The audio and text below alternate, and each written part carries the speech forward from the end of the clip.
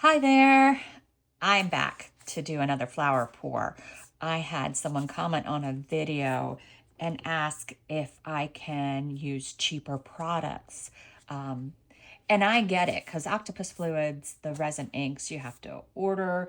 They're a little bit more expensive. You can get them from Laura's Art Corner in the United States, but they still can be a little bit pricey. I put mica powder around the edge of this mold. I used Resiners yellow, orange, red, and I just saw where I didn't clean it up good at all, but that's okay. That's okay. Sorry, distraction, squirrel. So anyway, today I'm using Craft Resin because that's what I have open. It is at room temperature. It's a 1-to-1 lower viscosity resin. I'm going to use DecoRom inks. All right, so let's get our cups poured. And these, I'm going to use 2 whites today. So I kind of have to divide up what I normally would put in those cups. So I'm going to do those first. Maybe a little over an ounce each. And then in these cups, I'm just going to do the same amount. Evenly pour them in these 3 cups as best I can. Sometimes I get lucky and it's perfect the first go round.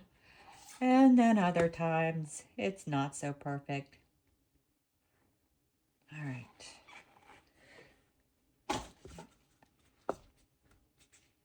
All right, so now we got those cups ready. There's a little bit more in this one and I want more purple, so I'm gonna switch those. I love these cups because I can look in through the side and see how much is in each cup. All right, so in the first cup, like I mentioned, DecoRom, these are resin colorants, so you might have to use just a bit more. I'm gonna try 8 drops and then we'll take a look.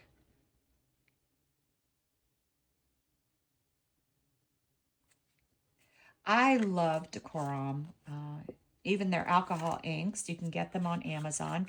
But if you let your resin go too far when you're doing the bloom and it's just too warm, they're a better alcohol ink to use because they have more alcohol in them. So the colorant will spread better. If you use one of the like stronger colorant ones, like a Ranger, the alcohol ink struggles to spread because it's more ink versus alcohol. Just a little tip. I think I'm going to use, let's use 4 more drops.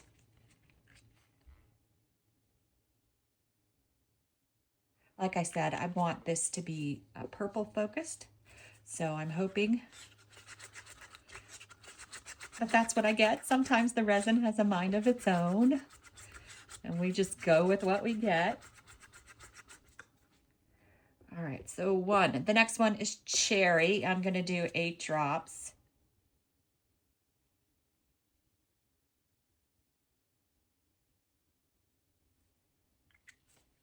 Also, I do have discount codes in my video description if you're looking for anything. But I always compare prices with Amazon. I gotta tell you, sometimes Amazon's just a better deal than some of these discount codes. But do whatever gets you the most product, the cheapest. So here's the cherry. As you can see, it's a little bit lighter of a red. And then last, because I have purple, I have to throw in some orange, and this is their tangerine. And I'm going to do 8 drops.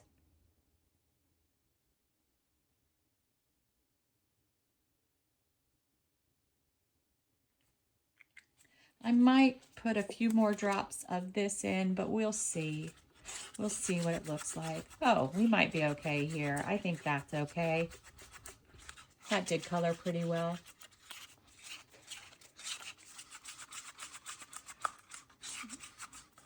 All right. So in my next cup, I'm going to use CastinCraft because I'm going to try to do a lighter weight white on the outside of this pour. I am going to put, let's go 6 and look at it.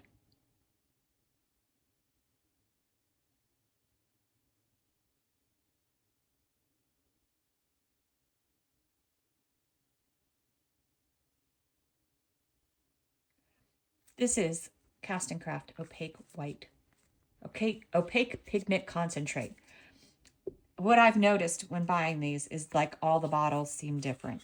So every time you get a new bottle, you have to figure out how much to put in each for your bloom and what you're doing. And it may just be the way it comes out of the bottle. I don't know. And even when you break, because these pour out very slow, so I take something in and break them. So sometimes it comes out fast, sometimes it comes out slow. So with your white, you really have to look at it each time. All right, let's see what we got there. That looks pretty good. It's not a super bright, opaque white. It's a little lower than that. All right, next is my normal fairy flower white, and that's Let's Resin Ocean White. You can do this pour with just all one white if you want. You don't have to do two whites here. I forgot to put this on its side and I'm running out. So give me a minute, gotta get it to come. I'm gonna do about a pea-sized drop once it moves itself to the tip. It kind of comes out stringy, so you just have to visualize what a pea size would look like. And remember, go less in the beginning. That way, if you put too little in, you can add more, but you can't usually take away unless you have more resin to pour in there. All right. It's still a little stringy, so it's not quite mixed. Let's see. Yeah, that looks pretty good. And you can see that's a much stronger white. Not much, but it's stronger white. All right, I am going to get this ready in the piping bag because I'm going to pour it a little bit different.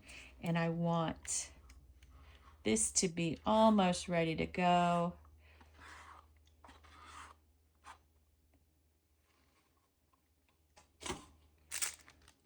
All right. Now, let me see.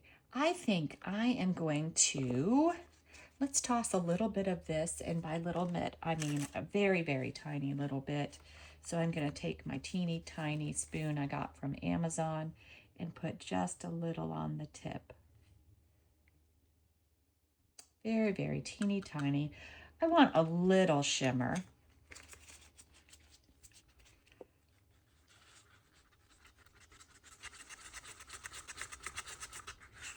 And you can really use any mica powder you have. I just happened to paint this one around the edge, so I figured it'd be a good addition. All right, so let's go. I'm gonna pour around the edge, and I'm gonna try to go up on the edge a little bit. This has a larger space in the bottom, so it does take more resin to begin with.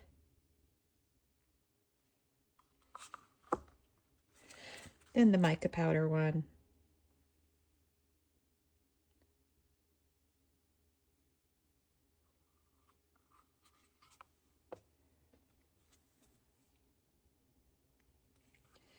And then our orange.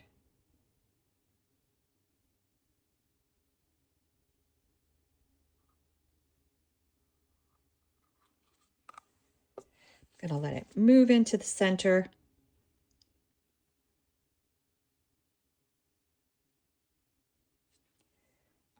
What am I going to do? I'm going to do some purple spiralies. I want to add just a touch more.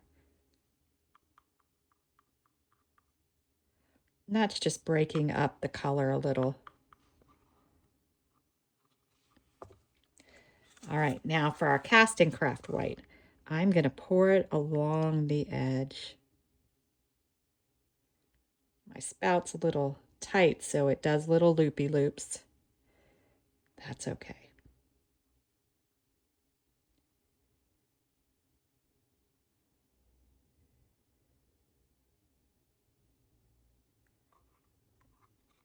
All right, now I'm going to pour this a little different. I'm going to put purple in the middle of my white.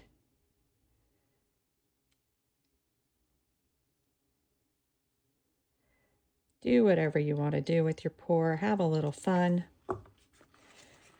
Then our mica powder one in the middle of that.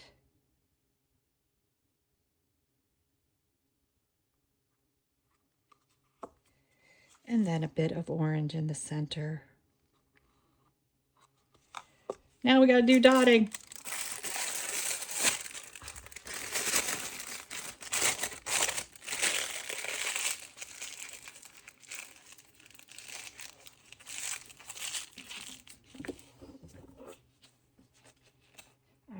I'm going to start from the center with this one because we already have heavy on the outside.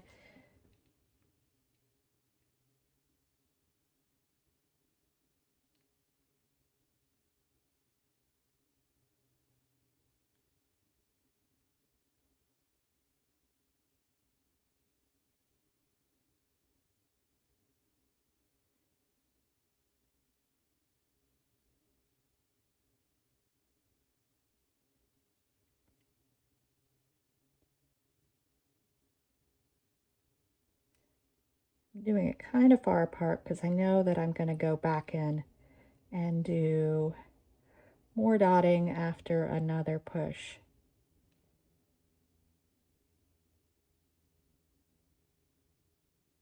And I already have my initial outside white laid down.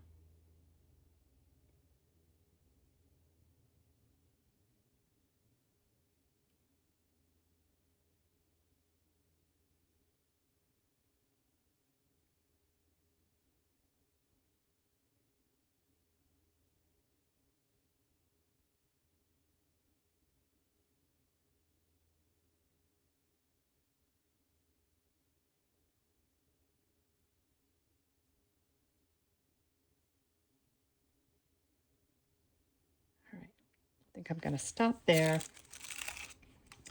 And we're going to do more push.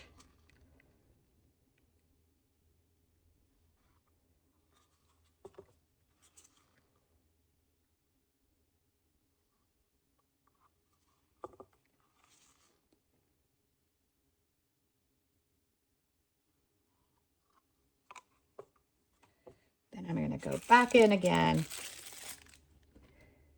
starting from the center again because I already have my white edge. So I don't have to worry about starting inside, outside.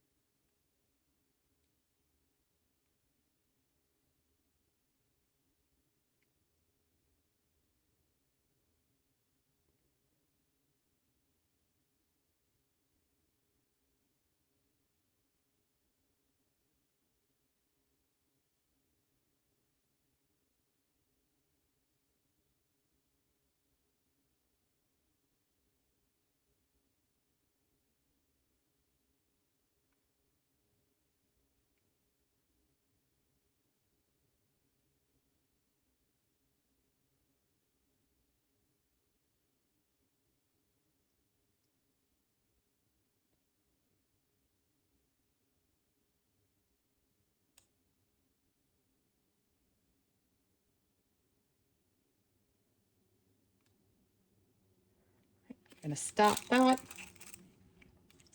Push again. I don't have a lot of room left in the mold, but I want to make sure I get this purple in. Get a little bit more of the orange.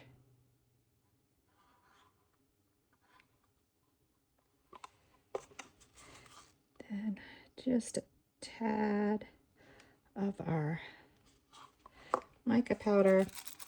And now I'm going to go one more time.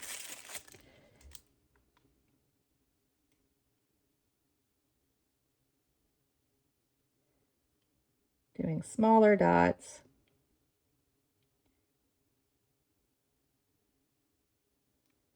My center's a little off, isn't it? That's okay.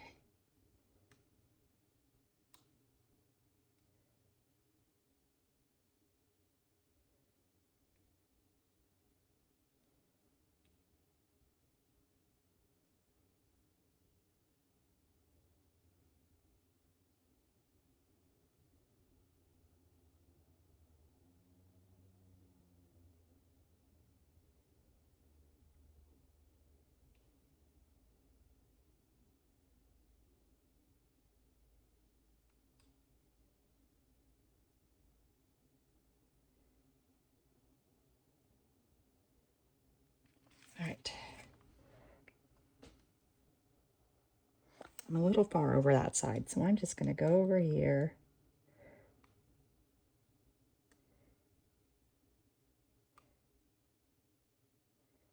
And add more dots. I think that's good enough. I have extra white. All right. Get these out of my way. Now, I pulled some bits. I wasn't sure what to go with. I don't think the gold, so I'm going to go purple.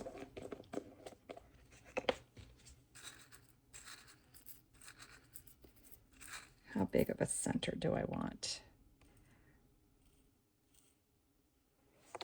Yeah, I think that might be okay for the location. Once it goes in, I won't be able to see it. All right. That's all done. I'm going to wait about 10 minutes and I'll come back with my torch and give it a little torch. I got to turn the reason I wait 10 minutes is I want the bubbles to move in towards the center so I don't get the torch anywhere near the edge of my mold. But we'll be back when it's time to unmold. Hopefully we get something cool. All right, we're back. It might be a little early. I think it still might be a little soft, but it's hard enough, I think. I think it's hard enough. Let's see how it worked out. See if it worked out like anything I want. All right, it's the moment of truth. Oh, wow. I love it, love it. Love it, love it. Look at that. I like the mica powder too. I like the edges. I like the big petals on the outside, the smaller on the inside. I did get a little bit of stripe of the color there, but oh, I think it's super pretty. It's so pretty. Thanks for watching.